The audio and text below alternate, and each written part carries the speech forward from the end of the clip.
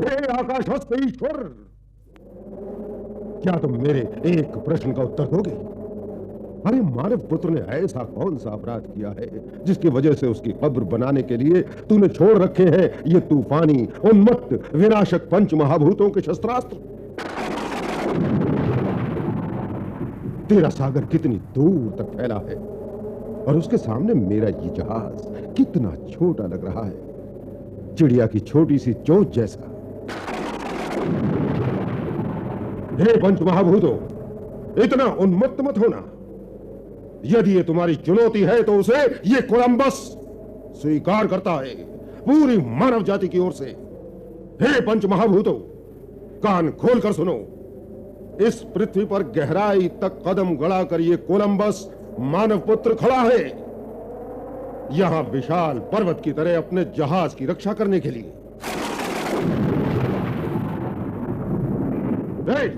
पाल को समेटो, पाल के कल को संभालो। बहुत अच्छे, बहुत खूब, संभालो, बहुत अच्छे।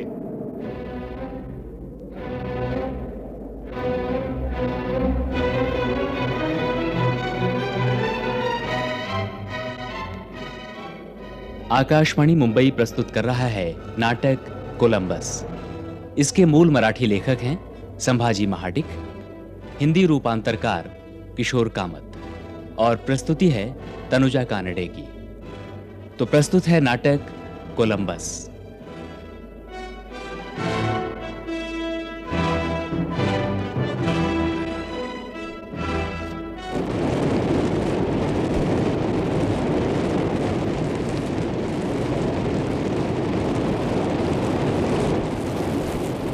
बस बस बस बोले तो पिंजौन, अब एक भी शब्द मत कहना।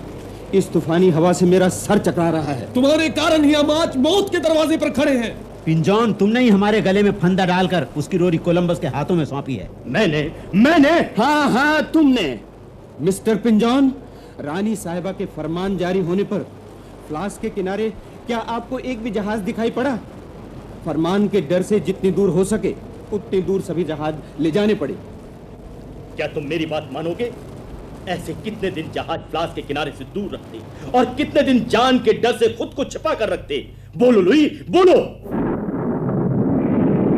रानी साहिबा के लोग तुम्हें ढूंढ ही निकालते अल्फ्रेडो, और फरमान के कारण कोलंबस की जल यात्रा में मजबूरन हिस्सा लेना पड़ता, वरना मौत की घाट उतार दी जाती।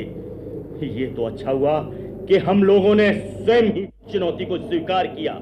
पूरे स्पेन में फ्लास के खलासी बहादुर माने जाते हैं, और आप इस तूफान से डर गए। हम तूफान से नहीं डरते। आज तक ऐसे कई तूफान हमने देखे हैं और जी जान से उनका मुकाबला भी किया है। क्यों अल्फ्रेडो? हाँ, यह नियमित आने वाला तूफान नहीं है। ईश्वर ने अपना विनाश करने के लिए इन पंच महाभूतों के शस्त्रास्त्र हम पर दागे हैं। लेकिन क्यों अल्फ्रेडो? क्यों का क्या मतलब है? पिंजौन, सारी बातें जानने के बावजूद भी ये पागलपन का ढोंग क्यों करते हो? बातचीत के समय तुम भी दरबार में हाजिर थे कि नहीं? बाइबल को न मानने वाले, शास्त्रों को नकारने वाले इस पाखंडी कोलंबस पर ईश्वर क्यों नहीं कोपित हो रहा होगा? न ईश्वर का आशीर्वाद है, न धर्म प्राण व्यक्तियों की शुभकामनाएं, न तो शास्त्राज्ञों की मान्यता है, न ही हम सहयोगियों की इच्छा। सभी की हाय और शाप का ये परिणाम है। शाप? किसका शाप? किसकी हाय? मैं विश्व के इतिहास में एक अभूतपूर्व पर्व का शुभारंभ करने जा रहा हूं, इसलिए। और यदि ऐसा है तो मैं समस्त शाप अपने सर लेने के लिए तैयार हूं। लुई, जॉन, कोसा, अल्फ्रेडो, तुम लोगों को ऐसे शापों से डरने की जरूरत नहीं है। ये बात नहीं है एडमिरल। रात्रि के भयानक तूफान से डरे हुए नाविक तूफान के बारे में चर्चा कर रहे थे। ये कैसा तूफान?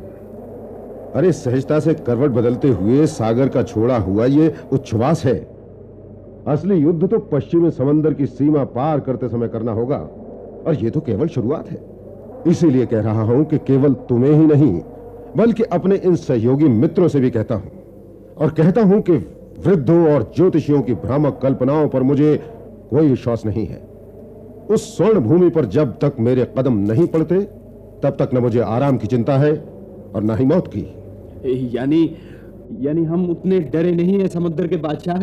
लेकिन डॉन एडमिरल, क्या सचमुच इस तरह की स्वर्ण भूमि इस विश्व पर होगी?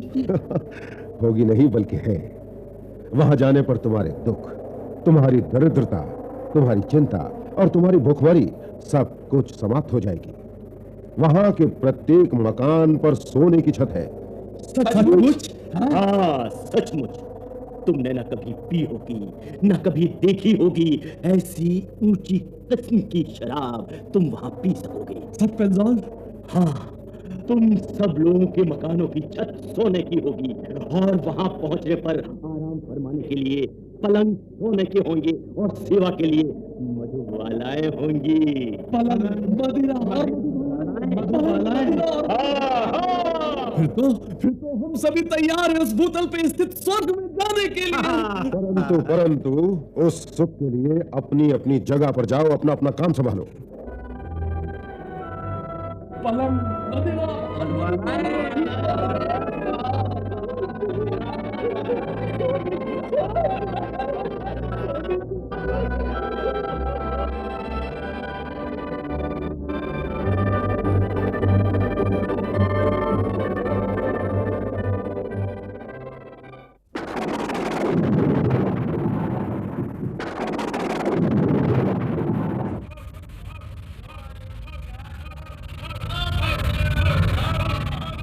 एडमिरल, डॉन एडमिरल, पंच महाभूतों ने तुम्हारी चुनौती स्वीकार कर ली है। आखिर हुआ क्या है? हुआ क्या है? हुआ तो मैं भी नहीं जानता हूँ। अग्नि की ज्वालाएं फूट रही है। हाँ, आसमान धुएं से भर गया है, पानी का प्रभाव अग्निमय होकर सागर में बह रहा है और सागर कहीं नजर ही नहीं आ रहा। सागर का जल अग्निमय होने के लिए आतुर हो गया है। हाँ, किनारे से अंदर की तरफ जल खिंचता हुआ महसूस हो रहा है। लहरें पल पल तेज होती चली जा रही हैं। ऐसा महसूस हो रहा है कि मानो सागर की तह में बड़ा सा सुराख हो गया हो और उस सुराख में जल घुसता चला जा रहा है।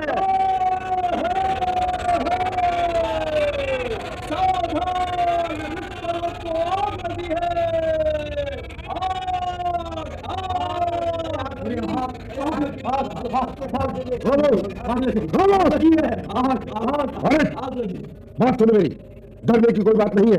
ये भूकंप है, इसलिए रिफ्ट पर्वत को आग लगी है। लावा रस का प्रवाह रुकने तक पीटा नीना जहाजों के कप्तानों को संदेश दो।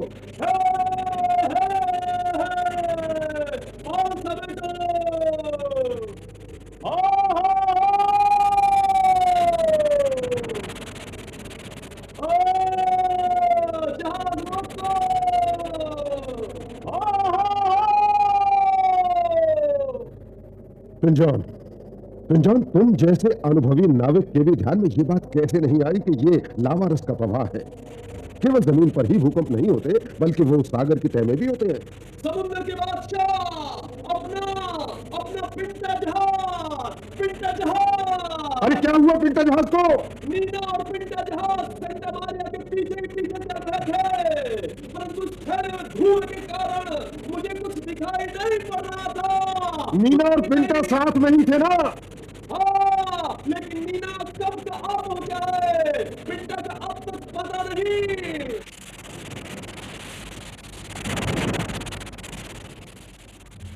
डॉन एडमिरल, संकट पर संकट आ रहे हैं। किस संकट की बात कर रहे हो कोसा? पिंटा से संदेश आया है। क्या संदेश है?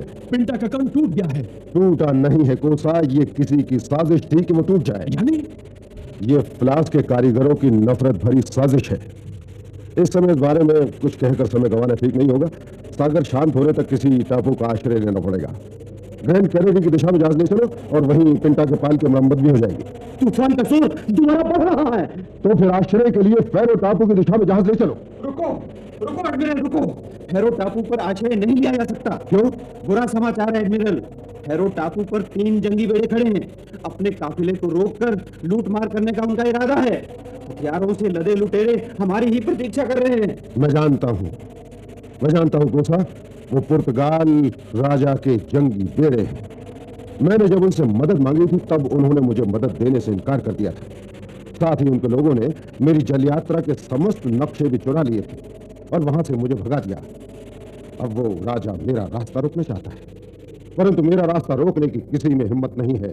हमारे पास भी शस्त्र हैं, तोपें तैयार रखो, बंदूकें उठा लो और हवा की रफ्तार से जहाज दौड़ाओ।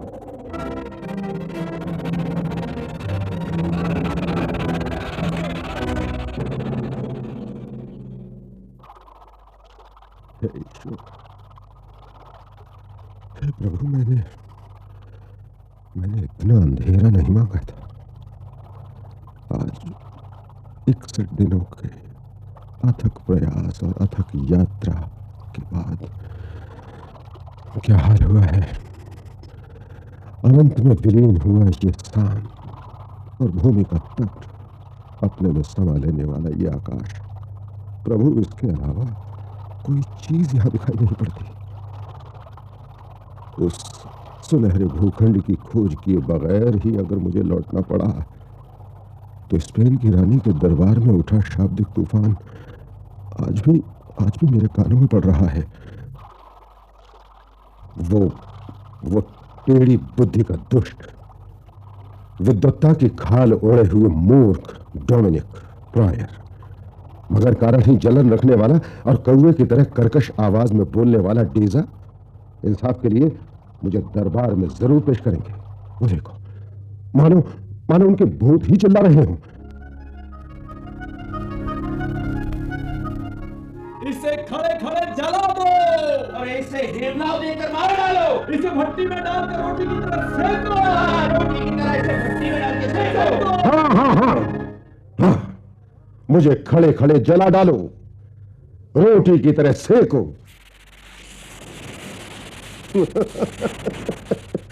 कितना बेवकूफ हूं मैं।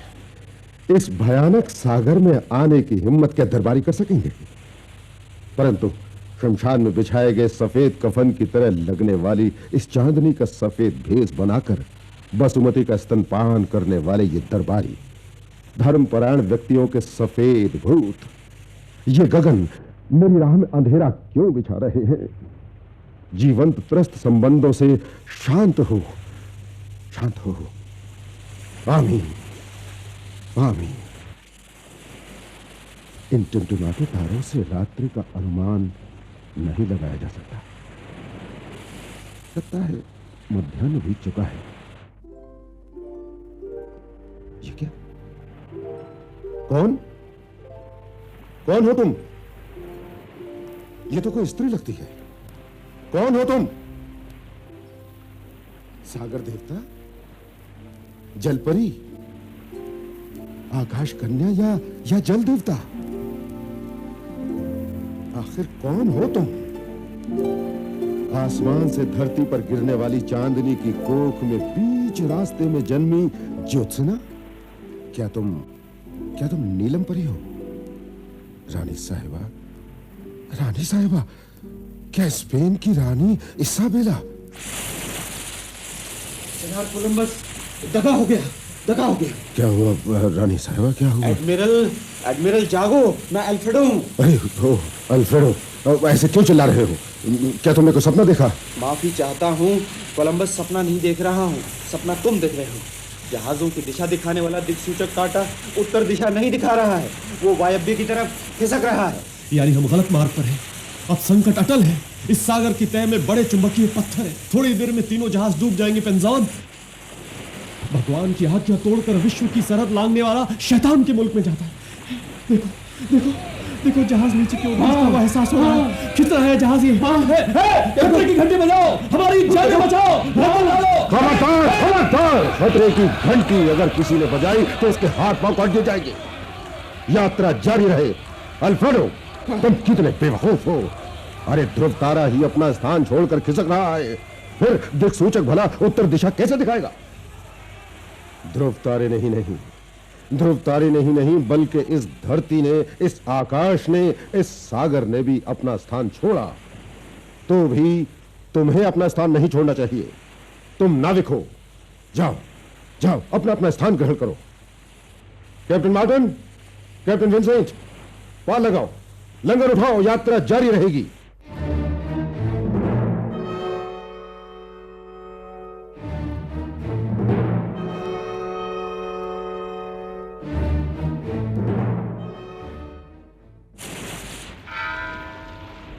अरे भाई, क्यों बजा रहे हो गजर? मेरे दिल में डर सा बैठ गया है।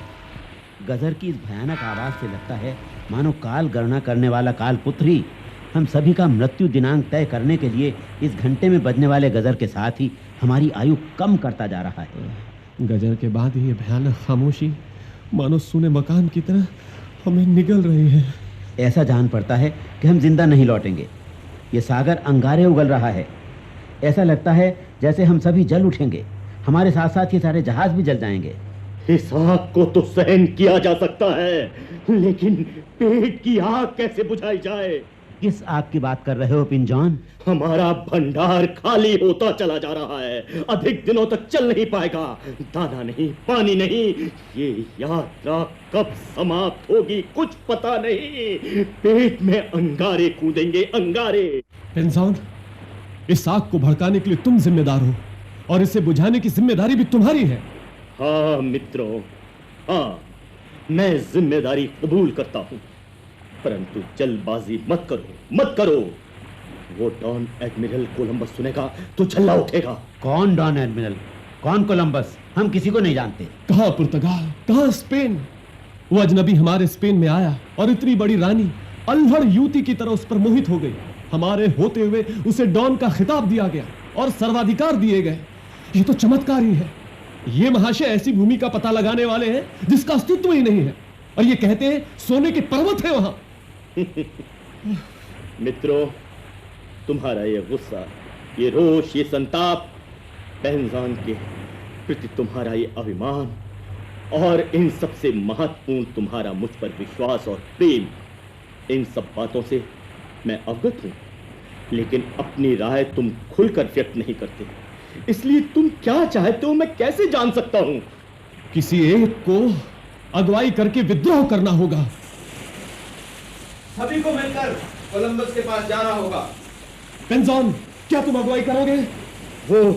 वो समय अभी नहीं आया है, वो समय अभी नहीं आया है। आगे बढ़ो, काम बंद करो, काम बंद करो, बंद करो, आगे बढ़ो। ठीक है दोस्तों, मैं तुम्हारे साथ हूं। क्या करना होगा ये मैं सोचूंगा। सब काम पर चलो, आराम का समय अब समाप्त हो गया है।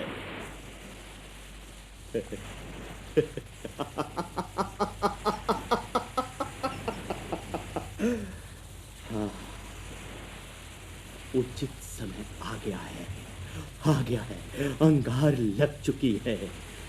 मैं इतने दिनों से इसी की प्रतीक्षा में था। वो जिनेवा का कुत्ता सोचता है कि मैं लाखों रुपए का व्यवसाय छोड़ मैंने इस जल यात्रा में हंसी खुशी हिस्सा लिया है। हाँ, इसमें कोई संदेह नहीं कि ये यात्रा कोलंबस जरूर सफल बनाएगा। वो जैसा बहादुर और होशियार नाविक ढूंढने से नहीं मिलेगा।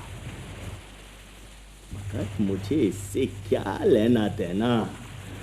वो स्वर्ण भूमि दिखाई पड़ते ही खलासियों की सहायता से मैं कोलंबस का काम तमाम कर दूंगा, उसे समुद्र में फेंकवा दूंगा और सारी संपत्ति और सारी सफलता का मैं एकमात्र स्वामी हो जाऊंगा, एकमात्र।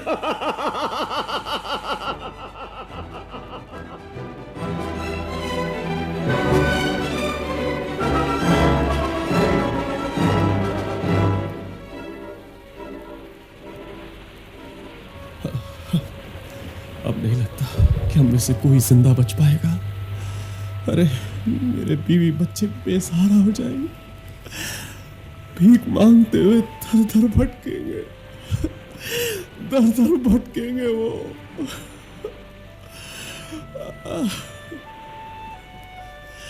क्या होगा मेरे बीवी बच्चों का? अरे रोने का क्या लाभ, जीना पड़ेगा किसी भी तरह, कुछ भी खाकर। पर क्या खाएंगे, क्या पिएंगे? भूख से पागल होने का समय आ गया है। भूख और डर से लुई तो पागल ही हो गया है। जमीन जमीन, तायरो तायरो। ये लुई चिल्ला रहा है, पागल हो गया है।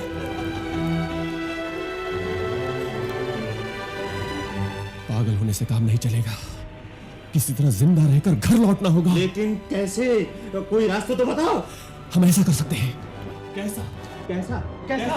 समय आने पर इंसान इंसान को खाता है, हाँ या ना? वो नरभक्षक है। हम कहाँ नरभक्षक हैं? लेकिन इस कठिन समय में हम और कर भी क्या सकते हैं?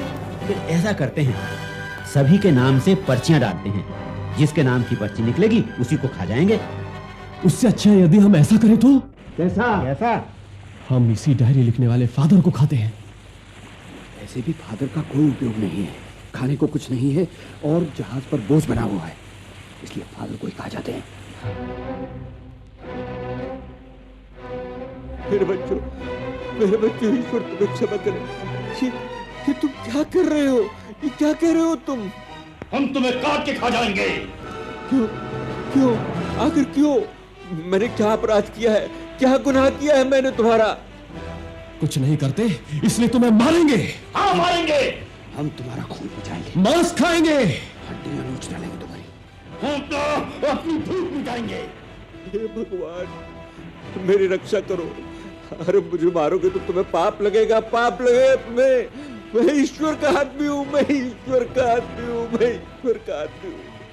इसीलिए हम तुम्हें काटेंगे ताकि ईश्वर तुम्हें बचाने के लिए स्वयं यहाँ आए और हमारे खाने का इंतजाम करे।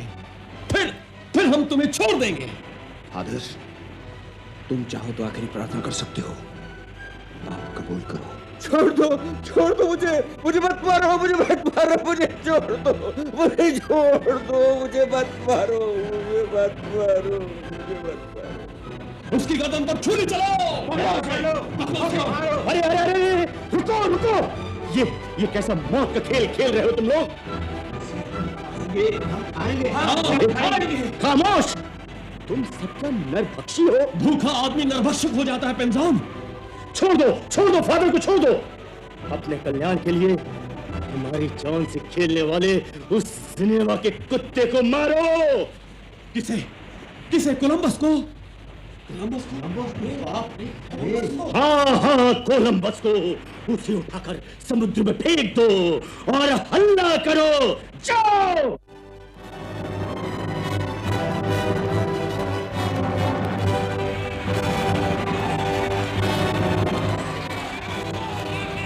कारण को मोड़ो, जहाज स्पेन की ओर ले चलो। पाल मोड़ो, हम आगे नहीं जाएंगे। नहीं जाएंगे। हम आगे नहीं जाएंगे। अल्फ्रेडो, क्या हो रहा है? ये कौन चिल्ला रहा है? खलासी विद्रोह कर रहे हैं। विद्रोह? क्यों? हाँ डॉन एडमिरल, ये कर्ण को मोड़ रहे हैं, जहाज को स्पेन की ओर मोड़ रहे हैं। कर्ण मोड़ने वाले के हाथ पांव काट दो। कौन है वो? लाओ मेरे सामने। ले आने की जरूरत नहीं है, हम खुद ही आए हैं। कर्ण को किसने मोड़ा? मैंने। किसके आदेश से? मेरे अपने आदेश से। क्या कहा? दोबारा कहेगा? किस पर छुरी फेंकी तूने? किस पर छुरी फेंकी? सागर सम्राट कोलंबस पर? ये क्या होगा?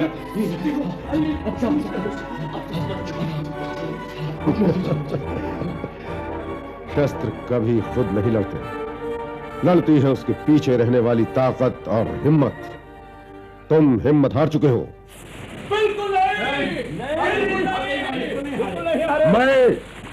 मैं सागर सम्राट कोलंबस तुम्हें आज्ञा देता हूं कि अब कोई भी थोड़ा सा भी आगे बढ़ा तो मैं सभी को पागल कुत्ते की तरह गोलियों से मार दूंगा। छुरियां फेंक दो, मैं कहता हूं छुरियां फेंक दो। ये कोलंबस पीछे मुड़ना नहीं जानता। चिंपेंग को पहुंचे बगैर एक भी जहाज वापस नहीं होगा। जाओ अपना अपना काम करो।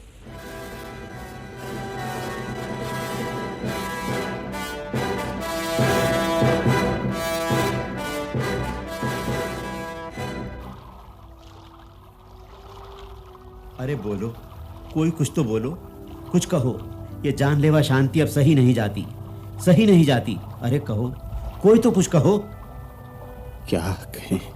कुछ भी कहो। ये भयानक शांति हमें खाने को दौड़ रही है। मृत्यु गीत गाओ, कुछ ऐसा भयानक कहो जिससे इस भयानकता को भी डर लग जाए। टोनी, क्या लुई को मरते हुए तुमने नहीं देखा? नहीं। अरे वो मरते समय पानी कह रहा था। यानी पानी के लिए तड़पते हुए चल बसा? नहीं, मैंने उसे पानी पिलाया था। झूठ मत बोलो, कल से पानी की एक बूंद भी नहीं मिली हमें। पानी कहते हुए मरा है वो। मैंने पिलाया है उसे पानी। कहां से? मैं उसके गले लगा, खूब रोया, उसका मुंह खोला और मेरी आंखों के आंसू उसके मुंह में डाले। उसने आंखें खोली और आंखें खोली। आंख के रास्ते जान गई है उसकी। क्या कोलंबस के होश अभी तो ठिकाने आएंगे? उसके खून का बदला खून से ही लेना चाहिए। किसके खून से? कोलंबस के खून से। अच्छा, नीच इंसान, तुम ही खूनी हो। अब तुम्हारा दाव हमारी समझ में आया है। कोलंबस का खून करके उसके सारी संपत्ति और उसका श्रेय तुम पाना चाहते हो, और इसीलिए तुम कोलंबस को मरवाना चाहते थे। हाँ? फादर, कोई मृत्युंजय नहीं है। जो पैदा होता है वो अवश्य मरता है। तो फिर हम तुझे मार डालते हैं। क्या? बदमाश, उठाओ इसे और समुद्र में फेंक दो। नहीं, उठाओ, फेंक दो इसे समुद्र में। नहीं, छोड़ फेंक दो उसे, उठाओ, छोड़ दो, उठाओ। छोड़ दो उसे। एक मर चुका है, वही काफी है। मैं लुई के अंतिम दर्शन करने आया हूं। कहां है उसका शव? हे पंच महाभूतों, हे सागर देवता, अब तो तुम संतुष्ट हो। तुम्हें जिस बलि की अपेक्षा थी, मैं तुम्हें अर्पण करता हूं अपने आंसू के तर्पण से। फादर, लुई के शव को जल समाधि दीजिए।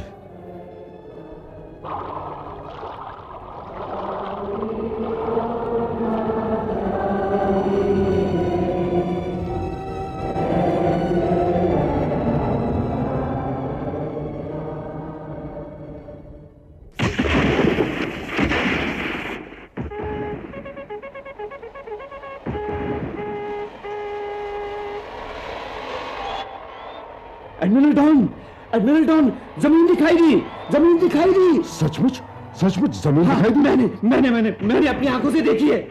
हाँ, जाओ देखो, आगे चल रहे पिंटा जहाज से बंदूकों से गोलियां दागी जा रही हैं। ईशान की ओर 25 मील पर गोलियां दागी जा रही हैं। ईशान की दिशा में जमीन दिखाई दी। जमीन। सामने का तट देखो, वो देखो, विचित्र लोग विभिन्न साज लेकर, अरे वो साज बजाकर अपना स्वागत कर रहे हैं। आओ देखो ना। हाँ, अरे लोग ही नहीं, ये विचित्र पंछी मधुर किलकारियों से हमारा स्वागत कर रहे हैं। देखो, ये जंगली लोग खुशी के मारे गा रहे हैं। ये साज, ये गाना कितना अनोखा है, कभी सुना है तुमने? चलो हम भी गाएं, हम भी नाचें। जहाज पर और तट पर सभी नाच कर रहे हैं। वो देखो, किनारे पर खड़े लोग अपना स्वागत कर रहे हैं। उनकी भाषा समझ में नहीं आ रही, लेकिन भाव हम समझ रहे हैं। देखो। मेरे दोस्तों, नाविकों और नए विश्व के अनोखे लोगों, ये मेरी नहीं बल्कि संपूर्ण मानव जाति की जीत है। नाचो, हंसो, खेलो, खुशी से पागल हो जाओ। हे पंच महाभूतों, मित्रता के नाते आओ, या मुझ सागर सम्राट कोलंबस की आशा समझकर जाओ और स्पेन के राजमहल में मेरे विजयी संदेश की राह देख रही स्पेन की रानी से कहो कि मैंने वो स्वर्ण भूमि खोज ली है। रानी साहिबा, आप और संपूर्ण मानव जाति को दिए वचन से आज मैं मुक्त हो गया।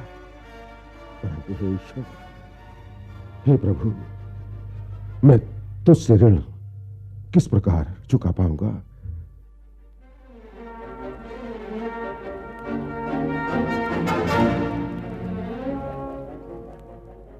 अभी आप सुन रहे थे नाटक कोलंबस। मूल मराठी लेखक संभाजी महाडिक, हिंदी रूपांतरकार किशोर कामत। इस नाटक का भूमिका अनुसार पात्र परिचय इस प्रकार है: कोलंबस विजय चौधरी, पिंजॉन अनिल सक्सेना, अल्फ्रेडो CS खेवरा, कोसो और Louis Radha Krishna Datta, father Devendra Malhotra, Tony Gopal Sharma. प्रस्तुति सहयोग विनायक देवेकर का था और प्रस्तुति तनुजा कानडे की। ये नाटक आकाशवाणी मुंबई की भेंट थी।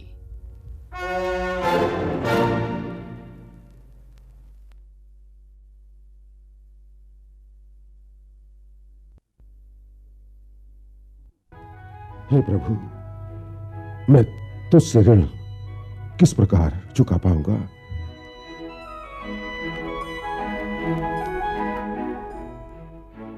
अभी आप सुन रहे थे नाटक कोलंबस।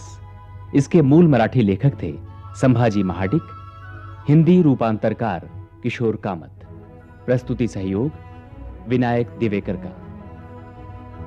इस नाटक का भूमिका अनुसार पात्र परिचय इस प्रकार है: कोलंबस विजय चौधरी, पिंजॉन अनिल सक्सेना, अल्फ्रेडो CS खेवरा, कोसो और Louis Radha Krishna Dutt, father Devendra Malhotra, Tony Gopal Sharma.